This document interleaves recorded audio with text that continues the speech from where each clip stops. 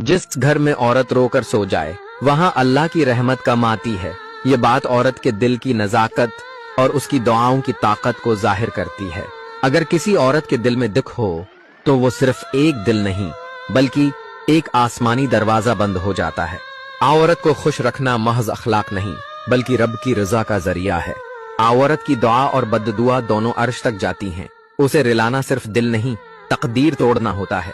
जिस घर की औरत हर रात अश्कों में सोए वहां सुकून नहीं बेबरकती बस्सी होती है।